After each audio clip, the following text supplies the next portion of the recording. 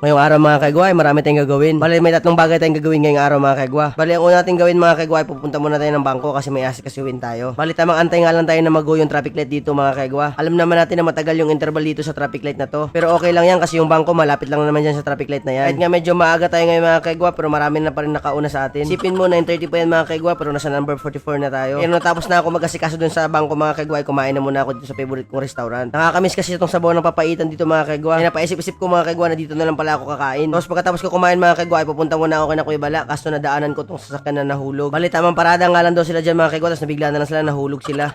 Hulog! Yung pinaradahan kasi nila mga kagwa ay marupok na drainage. Kaya may instances talaga mababagsak yung drainage na yon. Noong nakaraan din mga kagwa, dun sa kinakainan kong restaurant may nahulog din doon. Habang binabaybay ko nga itong daan mga kagwa, may napansin ako sa harapan na parang tricycle nila Kuya Bala. Kaya nung pagkakita ko mga kagwa, hinabol ko agad, tapos pagdating ko sila pala talaga.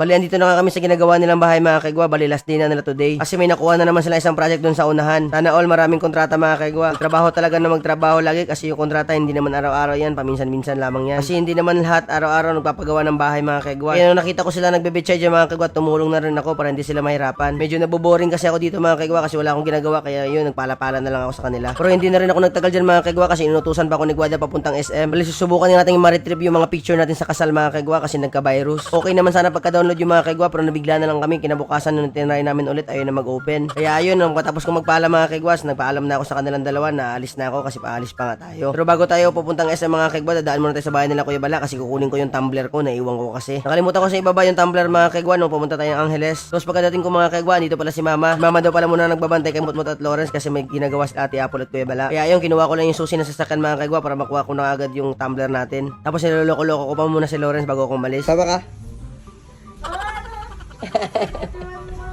Andito na nga pala tayo sa parking lot ng SM mga kagwa. Naglalakad pa nga ako niya mga kagwa kasi medyo malayo yung parking lot sa main door. Tapos ang sobrang init pa mga kagwa. At sa wakas nakapasok na rin tayo dito sa aircon mga kagwa. Diretso na kaagad tayo sa cyberzone mga kagwa para makauwi na tayo agad. Bali sumakay muna ako ng escalator mga kagwa para dito tayo mapagod agad-agad. Naalala ko pa dati nung bata pa ako dun sa Davao. Yung shoelace na sapatos ko mga kagwa kinain ng escalator. Kinabahan ako dun. Mabuti mas persado kami ng pinsan ko kaya nahila namin agad yung shoelace ko pero naputol naman. Bali andito na nga pala ako sa gumagawa mga kagwa pero sabi niya bad news daw. Hindi na daw ma-open mga kagwa maliban sa i-format. Useless lang rin mga kagwa kasi di rin na magagamit ko, ipoformat rin naman. Kaya ayun mga kagwa, umuwi na lang ako mga kagwa. Pero bago ako nakauwi sa bahay mga kagwa, dumaan muna ako sa gilid-gilid, bumili ako ng merenda natin. Kasi medyo pagod nga yung biyahe mga kagwa, tapos sobrang init pa. Bali bibili nga tayo ng saging at saka kamote mga kagwa kasi nakakamiss yung pagkain na ganun.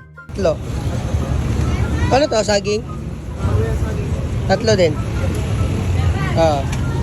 Baya tagtatatlo nga yung binili ko mga kagwa para tagisa kami ni Dimple at saka ni Guada. Busy na kasi si Nicole mga kagwa kasi may trabaho na siya. Bali Sabado at Linggo na nga lang yung day off niya mga kagwa. Kaya minsan kung gagala kami ng weekdays mga kagwa, sigurado hindi talaga sila makakasama. Nagpagas na rin ako bago umuwi mga kagwa para mamaya kung maalis na naman may gas tayo. What's that? What's that? Pagkain. Sige mga kagwa, hanggang dito na lang. Nakaka-video pala si Guada. Bye-bye.